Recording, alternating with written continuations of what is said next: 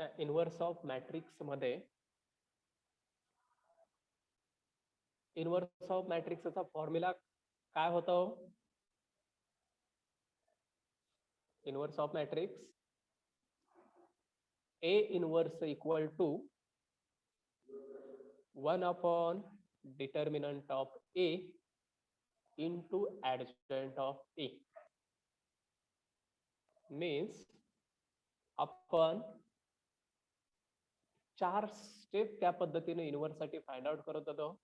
कशा पद्धतीनं की फर्स्ट स्टेप मध्ये आपण तो जो डिटर्मिनंट त्या ए मॅट्रिक्स दिलेला आहे त्याचा डिटर्मिनंट घेत होतो आणि तो जर डिटर्मिनंट इक्वल टू 0 आला तर तो आपण ए इन्व्हर्स डज नॉट एक्झिस्ट म्हणणार आहे आणि त्याच्या पुढची जी प्रोसिजर आहे त्या पुढच्या राहिलेल्या 3 स्टेप आपण करत नव्हतो.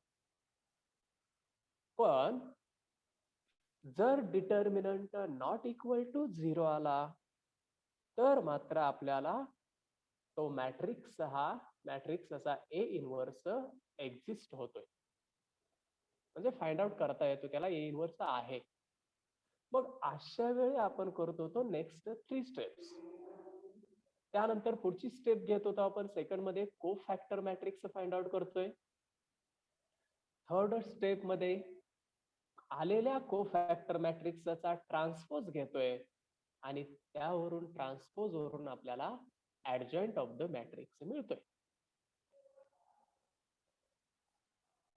आणि लास्ट स्टेप जे आहे ऍडजॉइंट ऑफ द मॅट्रिक्स नंतर ए इन्व्हर्सचा फॉर्म्युला जो आपण बघितला 1 upon determinant of A into adjoint of A. या फॉर्म्युलेमध्ये डिटर्मिनंटची व्हॅल्यू आहे असे टाकूया, ऍडजॉइंटची व्हॅल्यू आहे असे टाकूया. दोन्हीही व्हॅल्यू तिथं टाकल्या आणि ते जे कॅल्क्युलेशन करून जे आन्सर येईल जो मॅट्रिक्स येईल ती व्हॅल्यू म्हणजे मॅट्रिक्सची ए इन्व्हर्सची व्हॅल्यू असते. आता या पद्धतीने आपण एक्झाम्पल बघितलेले आहेत. काल ही एक एक्झाम्पल तुम्हाला दिलेलं होतं. सॉल्व्ह झालंय का सर्वांना ते? हो सर. झालेलं आहे. ए इन्व्हर्स साठी एक्झाम्पल दिलेलं होतं होमवर्कला का ऍडजॉइंट साठी दिलेली होती? ठीक आहे. पुढचं एक एक्झाम्पल अजून एक एक्झाम्पल त्या ए इन्व्हर्स साठी आपण घेतोय. सर तुमचा आवाज लय स्लो येतोय. सर आवाज स्लो म्हणजे काहीच येत नाही का? आवाज ऐकूच येत नाही का? ऐकू येते पण स्लो आहे सर. खूप हळू येते सर आवाज. आज आता काय त्याला प्रॉब्लेम काय करायचा?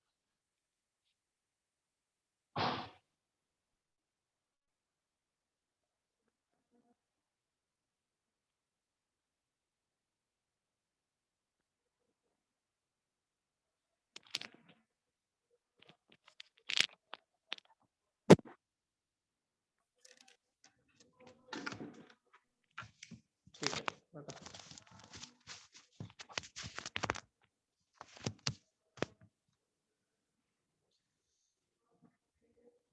हा लिहून घ्या आता. फाइंड ए इन्व्हर्स एक्झाम्पल लिहून घ्या ए इन्व्हर्स साठी. अरे मूर्ख किती मग.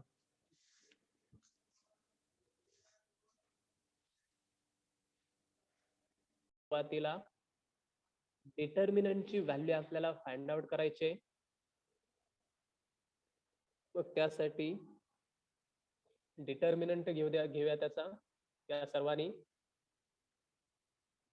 Determinant of A equal to तो डिटर्मिनंट 1 -1 0 त्या मॅट्रिक्सचा डिटर्मिनंट घेतोय. मॅट्रिक्स आहे त्याचा डिटर्मिनंट घेताना आहे अशा त्या मॅट्रिक्सच्या आतील व्हॅल्यू टाकायच्या. 1 - 0 असेल, 0 1 1 असेल किंवा तिसरा रो काय आहे 1 2 1. 1 to 1. हा आता ही जी डिटर्मिनंटची व्हॅल्यू आहे ती आपल्याला फाइंड आउट करायची आहे. ही डिटर्मिनंटची व्हॅल्यू आपल्याला फाइंड आउट करायची आहे which is equal to first element जो आहे तो 1 तो रो आणि कॉलम सोडल्यानंतर आपल्याला मिळतं 1 1 2 1. हा काय डिटर्मिनंट सॉल्व्ह करायचा आहे. मायनस सेकंड एलिमेंट घेतला -1. तो रो आणि कॉलम सोडल्यानंतर आपल्याला मिळतं 0 1 1 1. आणि थर्ड एलिमेंट आहे 0 असणारा रो आणि कॉलम सोडला तर आपल्याला मिळतं 0 1 1 2. या पद्धतीने आपण हे डिटर्मिनंटची प्रोसिजर करतोय. आता इथं क्रॉस मल्टिप्लिकेशन 1 - 2, इथं 0 - 1 आणि पुढची व्हॅल्यू तर 0च येईल. बाकी आता कॅल्क्युलेशन कॅल्क्युलेटर वरती करू शकता. म्हणजे therefore determinant of A equal to किती मिळतंय? -2. -2. -2. Determinant of A equal to -2 मिळत आहे. काय डिटर्मिनंटची प्रोसिजर आपण पहिल्या डिटर्मिनंटच्या टॉपिक पासून बघितलेलं आहे. त्यामुळे त्या पद्धतीने आपण डिटर्मिनंट सॉल्व्ह केला. आता आलेला डिटर्मिनंट हा इक्वल टू 0 आहे का नॉट इक्वल टू 0 आहे? Not equal to 0. Not equal to 0 आहे. याचाच अर्थ A इनव्हर्स एक्झिस्ट असतोय का? हो सर. हा, A इनव्हर्स therefore म्हणायचं आणि A inverse exist. therefore A inverse exist. म्हणजे ही पहिली स्टेप आपण जी केली डिटर्मिनंटच्या कंडिशन वरून A इनव्हर्स एक्झिस्ट होतोय का नाही हे चेक केलं. आणि एकदा का इनव्हर्स एक्झिस्ट होतोय म्हटल्यानंतर आपण पुढच्या 3 स्टेप ज्या आहेत त्या करायच्या. म्हणजेच यानंतरची स्टेप कोणती आहे? कोफॅक्टर मॅट्रिक्स. त्याचे जे 9 एलिमेंट आहेत ते 9 एलिमेंट आपल्याला फाइंड आउट करायचे आहेत. मग सुरुवातीला लिहूया आता A11, A12, A13 या व्हॅल्यू. त्याच खाली A13 नंतर आपण लिहितोय A21, 22, 23. परत त्याच्याच खाली आपल्याला लिहायचं आहे 31, 32 आणि 33. या पद्धतीने A31, A32, A33.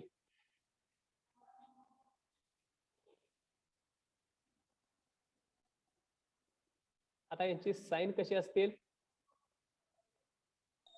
Plus minus plus minus plus. परत त्याच्या खाली कसं कोणतं साइन असेल? Plus plus minus. परत त्याच्या खाली sign plus minus minus plus. अशा पद्धतीनं 9 एलिमेंटला 9 साइन प्लस मायनसच्या फॉर्मॅट मध्ये राहतील. आणि बंद करा. आता एकदा का साइन मिळाले का आपण हे प्रत्येकाचे ते मायनॉर पुढचे जे आहेत ते घ्यायचे. मायनॉर साठी पहिल्या 3 एलिमेंट साठी पहिला रो आपल्याला घ्यायचा आहे. हा आहे पहिला रो त्या मॅट्रिक्स मधला. या पहिल्या रोला ते पहिले 3 एलिमेंट त्याचे मायनॉर्स. त्यासाठी मग फर्स्ट एलिमेंट घ्यायचा. तो रो आणि कॉलम सोडून दिला तर राहतं काय? 1 1 2 1 2 1. इथं लिहिणार आपण मग पहिला एलिमेंट जो आहे तिथं 1 1 2 1. ते कॅल्क्युलेट करून टाकायचं लगेच. प्लस -1. क्रॉस मल्टिप्लिकेशन बरोबर आहे. 1 × 1 1, 2 × 1 म्हणजे 2 आणि 1 - 2 म्हणजेच आपल्याला इथं A11 ची व्हॅल्यू मिळाली -1. ही झाली पहिली व्हॅल्यू. तसंच आता सेकंड व्हॅल्यू बघूया. या -1 साठी रो आणि कॉलम सोडला तर काय मिळतं? 0 1 1 1 1. ते इथं लिहिणार आपण 0 1 1 1. इथं मात्र जे बाहेर आहे ते मायनसची साइन आहे, त्यामुळे One. इथं मायनस लिहायचा आणि तिरकस गुणाकार करायचा. 0 मायनस 1. कॅल्क्युलेशन किती मिळतंय? 1 मिळतंय. हे कॅल्क्युलेशन जे आहे ते आपल्याला 1 मिळतंय. तसेच तिसरी व्हॅल्यू सुद्धा बघायची की झिरोची व्हॅल्यू जी आहे तो रो आणि कॉलम सोडून द्यायचा. 0 1 1 2. ते आहे 0 1 1 2. त्यामुळं ही व्हॅल्यू लिहिताना ही आपल्याला पुढे लिहिणार इथं minus 0 1 1 2. हे कॅल्क्युलेशन बघूया आता. Plus into 0 minus 1 minus 1 value किती येणार? minus 1 म्हणजे पहिले जे 3 एलिमेंट आहेत ते 3 एलिमेंट मिळाले आपल्याला ओ फॅक्टरचे -1 1 -1 या पद्धतीनं. आणि त्यानंतर पुढचे 3 एलिमेंट फाइंड आउट करायचे. सेकंड रोचे को फॅक्टर्स असतात A21 A22 आणि A23. आता त्यासाठी आपण फाइंड आउट करणार इथल्या एलिमेंट साठी 21 22 23 साठी. इथं घ्यायचं सेकंड रो म्हणजे हा आहे, यातल्या 3 एलिमेंट एक एलिमेंट घेत जायचं. आता यातला पहिला एलिमेंट घेतला तो रो आणि कॉलम जर काढून टाकला तर काय मिळतं आपल्याला? -1 0 2 1. -1 0 2 1. ते लिहूया इथं -1 0 2 1. आता कॅल्क्युलेशन मायनसला इथला मायनस आहे असा क्रॉस मल्टिप्लिकेशन घेतला. -1 -0 आणि व्हॅल्यू त्याची 1 plus 1 आली. बरोबर आहे. आता सेम प्रोसिजरनं दुसऱ्या एलिमेंट साठी इथल्या करायची. तो रो आणि कॉलम सोडून दिला. 1 0 1 1. 1 0 1 1. 1 0 1 1. बरोबर आहे. ते एलिमेंट लिहूया आता 1 0 1 1 म्हणजे प्लस इंटू क्रॉस मल्टिप्लिकेशन केल्यानंतर 1 -0 आणि याची व्हॅल्यू मिळाली 1 1. आता ऑलरेडी आपण बऱ्यापैकी बघितलेला आहे, त्यामुळे आपण डायरेक्ट लिहित चाललोय. आता व्हॅल्यू तिसऱ्या व्हॅल्यू साठी हा रो आणि कॉलम हे दोन्ही हाईड केले तर कोणते एलिमेंट मिळतील आपल्याला? 1 -1 1 2. 1 2. बरोबर आहे. 1 -1 1 2. ती व्हॅल्यू टाकूया इथं 1 -1 1 2. बरोबर आहे का? व्हॅल्यू Yes, टाकलेल्या sir. बरोबर आहेत का? yes sir 2 -1 क्रॉस मल्टिप्लिकेशन केलं म्हणजे त्याची व्हॅल्यू का लास्ट काय आली? +3. 3 बघा -3 इथं ऑलरेडी आहे आणि ही 2 + 1 ही व्हॅल्यू ब्रॅकेटची तुमची 3 आली. बरोबर आहे. मग बाहेरचा मायनस सुद्धा घ्या ना त्याला आतमध्ये. -3 येणार. तुम्ही बाहेरच्या मायनसला विसरायचं नाही. इथं जसं -1 इथला आणि हे मायनस दोन्ही प्लस येतं तसं इथं सुद्धा हे आतली व्हॅल्यू 3 येते. बरोबर आहे. पण बाहेरचा मात्र मायनस मिळून व्हॅल्यू आपल्याला इथे मिळणार -3. सर चुकले सर, तिथं -1 आहे सर. 1 2 जो सर -1 आहे सर.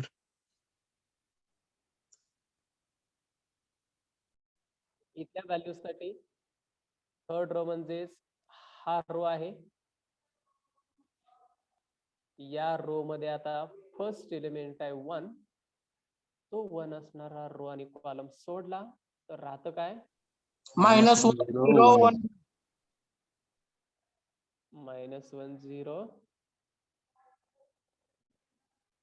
1 1 बरोबर आहे का? हो sir. कॅल्क्युलेशन करा. -1 -0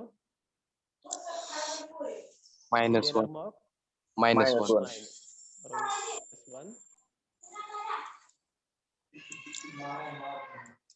आता सेम प्रोसिजर न शेवटच्या रो मधला दुसरा एलिमेंट हा रो आणि हा कॉलम जर सोडला 1 तर 0. काय भेटेल? 1 0 0 1. 0 0 0 बरोबर आहे. 1 0 0 1 ते लिहूया आता इथं 1 0 0 1. क्रॉस मल्टिप्लिकेशन सांगा मला. 1 1 0. 1 मायनस 0 Minus one. आणि आन्सर त्याचं -1. हे काय कॅल्क्युलेटर वरती टाका तुम्ही. ही व्हॅल्यू कॅल्क्युलेटर टाकली का डायरेक्ट -1 मिळेल. आता लास्ट व्हॅल्यू आपली राहिलेली आहे की 1. याचा तेवढा मायनॉर आपल्याला शेवटचा घ्यायचा आहे. काय आहे मायनॉर तो? 1 minus 1 1 minus 1 0 1.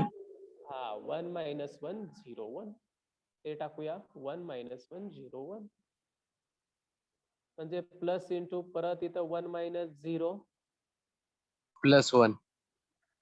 व्हॅल्यू त्याची येईल Plus +1. हे आपण 9 एलिमेंटचे 9 कोफॅक्टर्स तयार केले. ही आपली दुसरी स्टेप आहे कोफॅक्टर तयार करणं. त्या डिटर्मिनंटच्या कंडिशन नंतरची ही पहिली स्टेप कोफॅक्टरची. आता कोफॅक्टर मॅट्रिक्स तयार करताना आपण काय करतो? मी आता डायरेक्ट सांगा मला cofactor matrix. Therefore cofactor matrix equal to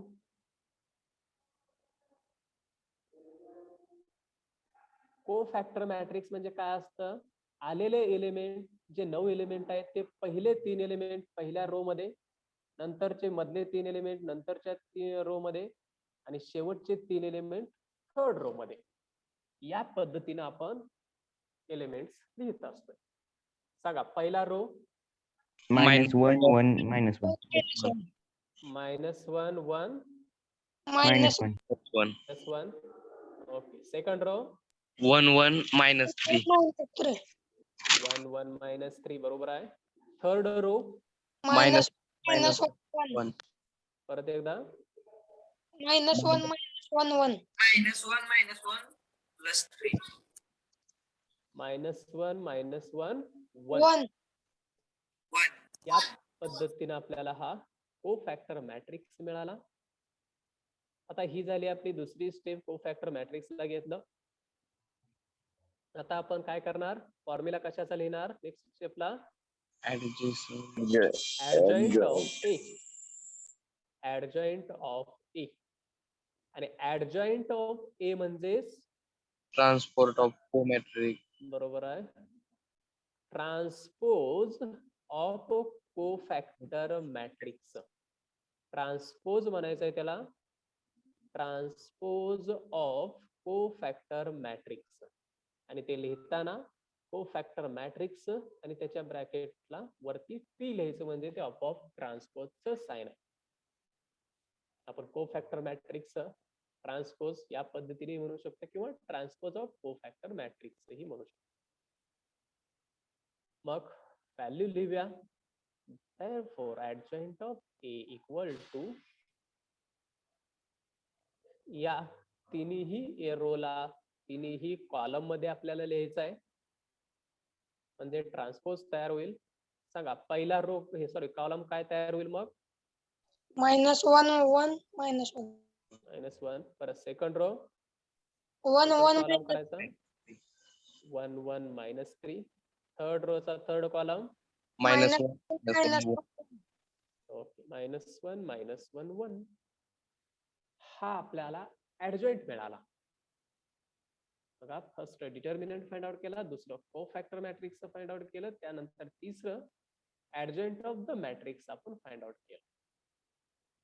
आणि लास्ट स्टेप आपली काय आहे मग? ए इनव्हर्स फाइंड आउट करायचं. मग त्यासाठी ए इनव्हर्सचा फॉर्म्युला काय? 1 upon matrix A matrix into ने येतो Determine. डिटर्मिनंट ऑफ ए. वाचताना वाचायचं 1 upon determinant of A into To adjoint of A. A into adjoint of A. A inverse equal to 1 upon determinant of A into adjoint of A. हा आपला formula की ज्यामध्ये या डिटर्मिनंटची value टाकायची आणि ऍडजॉइंटची पण व्हॅल्यू टाकायची. दोन्हीही व्हॅल्यू आपल्याला टाकायच्या आहेत. डिटर्मिनंटची व्हॅल्यू आपण इथं काढलेली आहे बघा. डिटर्मिनंट ऑफ ए किती व्हॅल्यू -2. आहे? -2. आणि ऍडजॉइंटची व्हॅल्यू आताच फाइंड आउट केली जी इथं आहे. ह्या मॅट्रिक्सची व्हॅल्यू म्हणजे ऍडजॉइंटची, ती आपल्याला तिथं टाकायची. म्हणजे मी आता व्हॅल्यू टाकतोय. डिटर्मिनंटची व्हॅल्यू किती आली होती? 1 अपॉन -2. -2 इंटू ऍडजॉइंट ऑफ ए. आलेले ऍडजॉइंटची व्हॅल्यू मला सांगा. -1 1 -1. -1 1 -1 सेकंड 1 1 -1. 1 1 -1 आणि थर्ड -1 -3 1. -1 -3 1. हा झाला आपला ऍडजॉइंट ऑफ द मॅट्रिक्स. आणि खाली इकडं 1 अपॉन डिटर्मिनंट ऑफ ए लिहिलं. आता यामध्ये आपण डायरेक्ट जर -2 न भाग जात असेल तर भाग घालवू शकतो. भाग घालवला तर आपण प्रत्येक ठिकाणी काय लिहिणार? अशा पद्धतीने लिहित असतोय. इथं -2 लिहिणार, इथं -2, याच्या खाली -2. प्रत्येक नंबरला आपण -2 न डिवाइड करणार आणि जे काही येईल, आता भाग जात नसल्यामुळे हाय असं 1/2 1/2 या पद्धतीने ते मिळत जाणार. आणि जर परफेक्ट minus अशा ला minus पद्धतीने जर भाग जात नसतील तर आपण फक्त इथला जो मायनस आहे तो मायनस तेवढा आतमध्ये मल्टिप्लाय करून घेऊ शकतो. फक्त त्या मायनसने आतमध्ये मल्टिप्लाय करायचं. म्हणजेच हे 1 अपॉन 2 ठेवायचं इथं. इथला -1 ला इथं 2 ठेवायचा. मायनस जे आहे ते मायनसनं याला मल्टिप्लाय करायचं, याला करायचं, याला करायचं. म्हणजे सर्व एलिमेंटला केल्या तर आपल्याला या प्रत्येकाची साइन तेवढी चेंज होणार. बरोबर आहे? मायनसनं मल्टिप्लाय केल्यानंतर साइन प्रत्येकाची चेंज. पहिलं -1 चं इथं काय होईल मग? 1. दुसरी व्हॅल्यू -1. 1. -1. तिसरी व्हॅल्यू +1. 1. परत ही खालच्या रो सांगा मला. -1. -1. -1 -1. -1. 1. +1 1. 1 3. 3 हा -1. -1 बरोबर आहे. मी मायनस न मल्टिप्लाय करतोय याचाच अर्थ फक्त त्यांची साइन चेंज होणार आहे. कारण 2 जे आहे ते ऑलरेडी आपण डिवाइडला आहे असं बाहेरच ठेवलेलं आहे. त्यामुळे ए इनव्हर्सची व्हॅल्यू या पद्धतीने आपण ठेवू शकतोय. A inverse equal to 1/2 into matrix. जो आता मिळालेला जो मॅट्रिक्स आहे आणि तो सर्व ती व्हॅल्यू मिळून म्हणायचं त्याला ए इनव्हर्सची व्हॅल्यू. हे सुद्धा आपलं आन्सरच असणार. आणि जर एखाद्या वेळी पुढे जरी ऑब्जेक्टिव्ह मध्ये विचारलं तरी फक्त तुम्हाला इथं प्रत्येकाला 2 डिवाइडला फक्त घ्यायचं.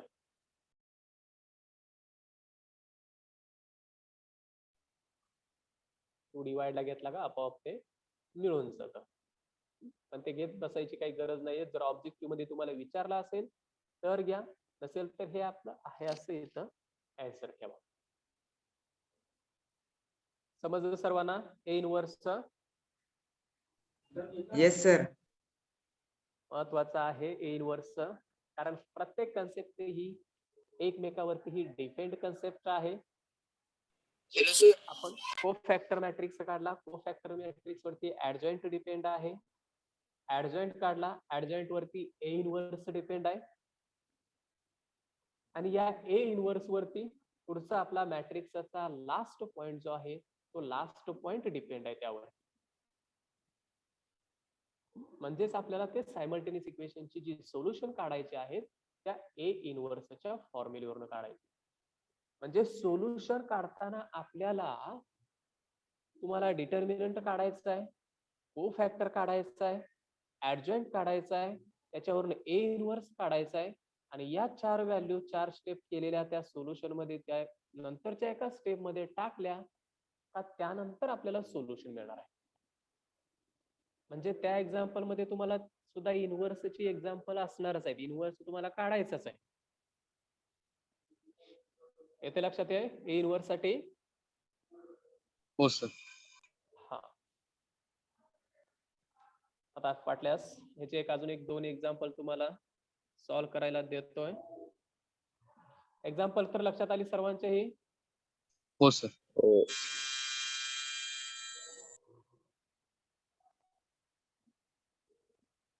ठीक आहे, पुढचं हेडिंग टाका मग. Solutions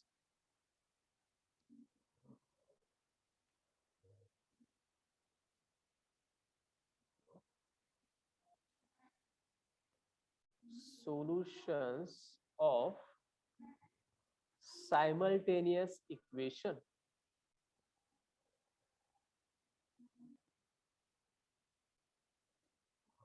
Simultaneous equations by matrix inversion method. Matrix inversion method.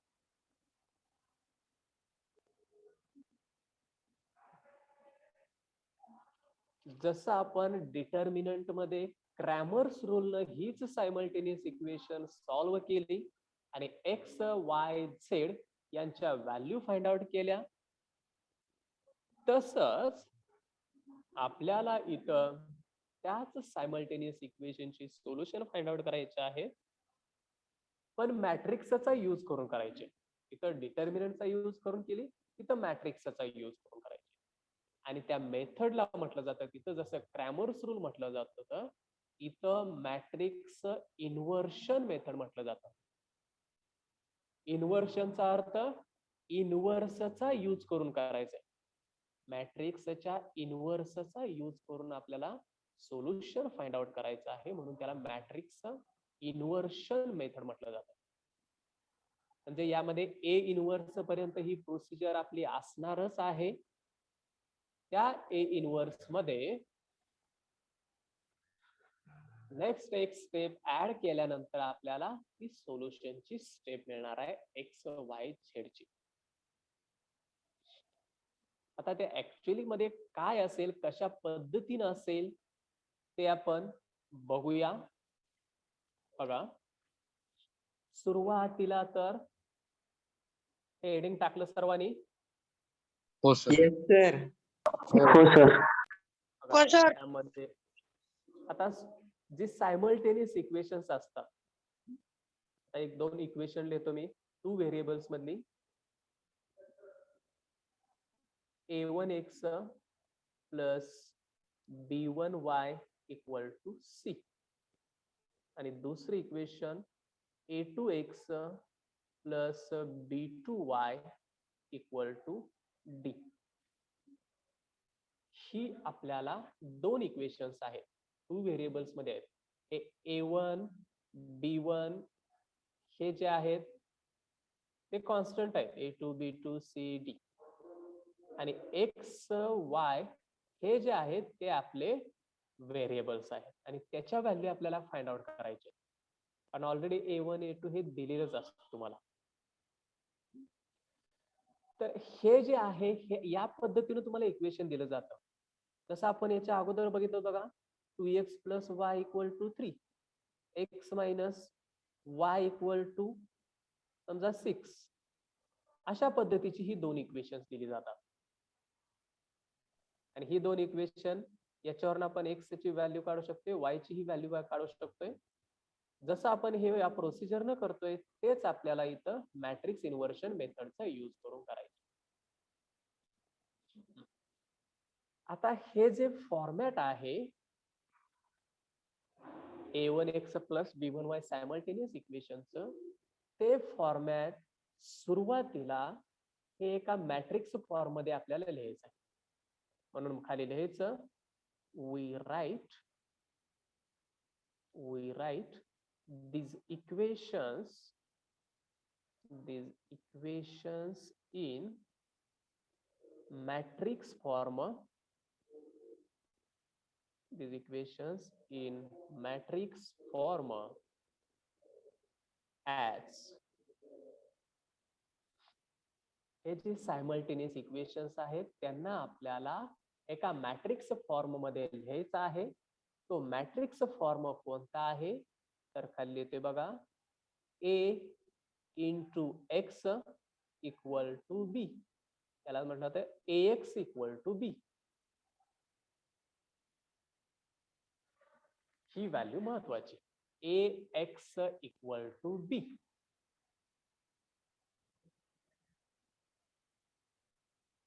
सर्वांनी ते लिहून घ्या. सुरुवातीला ते सायमल्टेनियस इक्वेशन लिहा जी a1x plus b1y equal to c, a2x plus b2y equal to d. आणि ही जी दिलेली दोन इक्वेशन्स आहेत ती equations we write these equations in matrix form as ax equal to b. तर ही जी इक्वेशन्स आहेत ax इक्वल टू b मध्ये टाकलेत म्हणजे ते a म्हणजे काय आहे, x म्हणजे काय आहे, b म्हणजे काय आहे हे सुद्धा आपल्याला माहिती पाहिजे. म्हणजे ते आपल्याला त्या पद्धतीने त्या इक्वेशन वरून लिहिता येईल. मग त्यासाठी त्याचे मीनिंग बघूया. a म्हणजे काय असेल, x म्हणजे काय असेल, b म्हणजे काय असेल हे सुद्धा आपण बघूया. हे लिहून झालं सर्वांचं? Yes sir. ओके. आता ए जो मॅट्रिक्स आहे, ए आपण इथं जो लिहिलेला आहे तो मॅट्रिक्स म्हणजे काय असतो तर कोइफिशियंट मॅट्रिक्स असतो. कोइफिशियंट म्हणजे काय, हे एक्स चा कोइफिशियंट झाला a1, इथं एक्स चा कोइफिशियंट झाला a2, वाय चा कोइफिशियंट किती आहे b1. म्हणजेच एक्स आणि वाय चे हे जे चार कोइफिशियंट आहेत या कोइफिशियंटला आपण जर एकत्र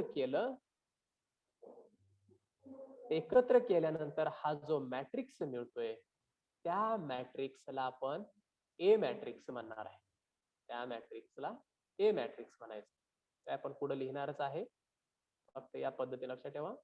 एक्स वाय चे कोइफिशियंट याला आपण कोइफिशियंट मॅट्रिक्स म्हणतोय. आणि जे आहेत a1 b1 a2 b2 हे चार एलिमेंट एकत्र मॅट्रिक्स मध्ये लिहिले का आपल्याला हा ए मॅट्रिक्स मिळाला. चला ए मॅट्रिक्स. आता एक्स मॅट्रिक्स बघूया. एक्स मॅट्रिक्स म्हणजे जे व्हेरिएबल आहेत, कोणकोणते व्हेरिएबल्स आहेत तो वाय. म्हणजेच एक्स आणि वाय, खाली सुद्धा एक्स आणि वायच आहे. हे चार वेळा एक्स आणि वाय लिहायची गरज नाही. दोनच व्हेरिएबल आहेत ऍक्च्युली आपल्याकडे, एक एक्स आहे दुसरा वाय आहे.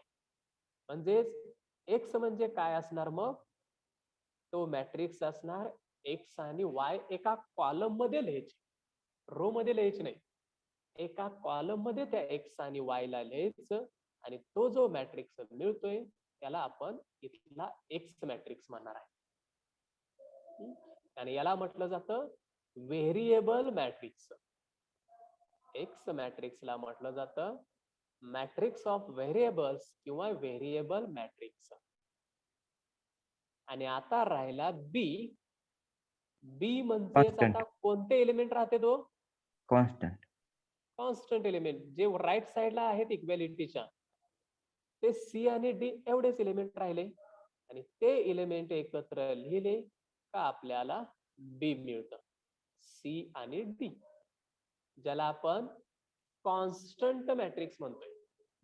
ते कशाचे कोइफिशियंट नाहीयेत किंवा व्हेरिएबल नाहीयेत, म्हणजे सेपरेट असे कॉन्स्टंट आहेत. ते इक्वल टू च्या उजव्या साईडला आहे, त्याला जोडून कोणतीच व्हॅल्यू नाही, म्हणून त्याला कॉन्स्टंट मॅट्रिक्स म्हणायचं किंवा मॅट्रिक्स ऑफ कॉन्स्टंट म्हणायचं. लक्षात आहे. AX equal to B J format लिहिलेलं आहे त्याचं मिनिंग आपल्याला इथं लिहिलं. इथं लिहूया परत पुढे. इथं A इक्वल टू आपण म्हणतोय मॅट्रिक्स ऑफ कोइफिशियंट. लिहून घ्या, मॅट्रिक्स ऑफ कोइफिशियंट.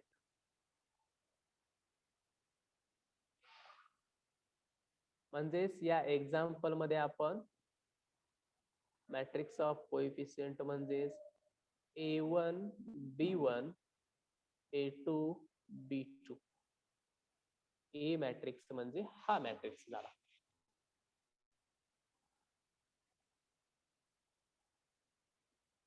तसंच खाली एक्स मॅट्रिक्स. एक्स मॅट्रिक्स म्हटलं जातं मॅट्रिक्स ऑफ व्हेरिएबल्स. एक्स मॅट्रिक्सला म्हटलं जातं मॅट्रिक्स ऑफ व्हेरिएबल्स. आणि तो मॅट्रिक्स म्हणजे कॉलम मॅट्रिक्स असेल कोणता? एक्स वायचा. तो मॅट्रिक्स असेल कॉलम मॅट्रिक्स एक्स आणि वाय.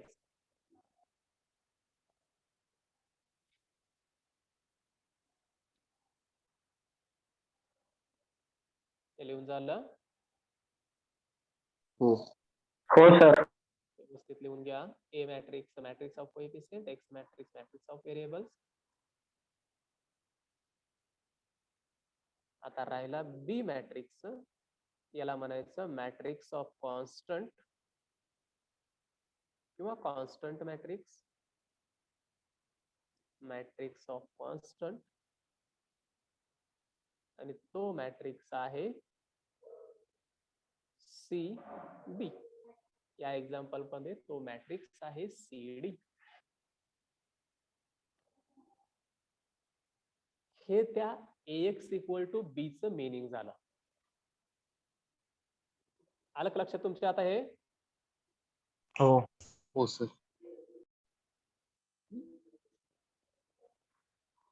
ठीक आहे. आता हे जे AX इक्वल टू बी, हे जे फॉर्मॅट आहे AX इक्वल टू बी, यावरून आपल्याला एक्स इक्वल टू लिहिलं जातं. हे जे ए आहे, ज्यावेळी ते उजव्या साईडला येतं मॅट्रिक्स मध्ये, त्यावेळी ऍक्च्युअल आपण काय करतोय, ए ज्यावेळी उजव्या साईडला येतं त्यावेळी याला डिवाइडला घेत असतोय. बरोबर आहे. पण मॅट्रिक्स मध्ये ए ज्यावेळी उजव्या साईडला येतं त्यावेळी ते इनव्हर्स होतं. म्हणजे X equal to A inverse B त्याचा फॉर्म्युला तयार होतो. एक फॉर्म्युला लिहून घ्या सर्वांनी. X equal to B, therefore X equal to A inverse B. A inverse म्हणजे ए ज्यावेळी आपण किंवा बी ला इथं डिवाइडला ए जर घेतला आणि ए जर वरती घ्यायचा झाला तर आपल्याला माहितच आहे ऍक्च्युअली ते वरती घ्यायचा झाला तर ए इनव्हर्सच होत असतोय. त्यामुळे आपण लिहितानाच हे काय करायचं, मॅट्रिक्स ज्यावेळी दुसऱ्या साईडला जातो त्यावेळी त्याचा इनव्हर्स होतो. म्हणून ए इनव्हर्स, आणि तेही पहिल्यांदा लिहायचं ए इनव्हर्स आणि त्यानंतर ही बी ची व्हॅल्यू लिहायची. म्हणजेच ह्या ए इनव्हर्स न थोडक्यात बी ला मल्टिप्लाय करायचंय आपल्याला आणि त्यावरून आपल्याला ते सोल्युशन फाइंड आउट करायचं असतं. ते आपण आता कशा पद्धतीनं फाइंड आउट करायचं वगैरे ते आपण पुढच्या लेक्चरला बघूयाच. तोपर्यंत सर्वांनी प्रेझेंटी द्या. सर मागचं दाखव सर लिहायचं राहिलंय.